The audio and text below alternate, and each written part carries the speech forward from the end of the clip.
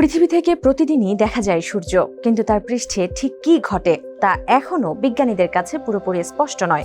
এবার বিশ্বের সবচেয়ে শক্তিশালী সৌর দূরবীক্ষণ যন্ত্রে ধরা পড়েছে সূর্যের এমন কিছু দৃশ্য যা আগে দেখা সম্ভব হয়নি। বিজ্ঞানীরা বলছেন, এই আবিষ্কার কেবল সূর্যের আচরণই নয়, পৃথিবীর বিদ্যুৎ ব্যবস্থা, স্যাটেলাইট, এমনকি মহাকাশচারীদের নিরাপত্তা সম্পর্কেও দিতে পারে গুরুত্বপূর্ণ তথ্য।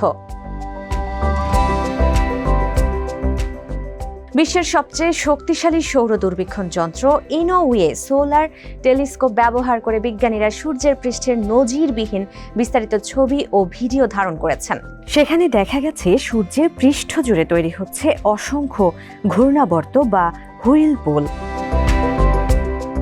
বিজ্ঞানীদের মতে উত্তপ্ত গ্যাসের অবিরাম চলাচলের কারণে সূর্যের চৌম্বক ক্ষেত্র মোচড় খেয়ে এসব ঘূর্ণাবর্ত তৈরি হচ্ছে। এই ঘূর্ণনই সূর্যের শক্তি সঞ্চয়ের অন্যতম প্রধান উৎস, যা থেকে সৃষ্টি হয় মহাকাশ আবহাওয়ার বিভিন্ন ঘটনা। যুক্তরাষ্ট্রের ন্যাশনাল সোলার অবজারভেটরির গবেষক ডেভিড বোভল্টজ বলেছেন, সূর্যই মহাকাশের আবহাওয়ার মূল উৎস। তাই সূর্যের ক্ষুদ্রতম স্তরের পদার্থবিদ্যা বোঝা গেলে ভবিষ্যতে মহাকাশ আবহাওয়ার পূর্বাভাস আরও নির্ভুল করা সম্ভব হবে। গবেষণায় সূর্যের পৃষ্ঠে যে প্রক্রিয়াটি শনাক্ত হয়েছে সেটিকে কেলভিন হেলমহোল্টজ ইনস্ট্যাবিলিটি নামে চিহ্নিত করেছেন বিজ্ঞানীরা। এটি এমন একটি ঘটনা যেখানে দুটি ভিন্ন গতিতে প্রবাহিত তরল বা গ্যাস একে অপরের পাশ দিয়ে প্রবাহিত হলে তৈরি হয় ছোট ছোট আলোড়ন। পরে সেগুলো পরিণত হয় বড় বড় ঘূর্ণাবর্তে। সমুদ্রে ছোট ছোট ঢেউ কিভাবে বড় ও শক্তিশালী ঢেউয়ে পরিণত হয়, এই ঘটনাও একই প্রক্রিয়ায় ব্যাখ্যা করা যায়।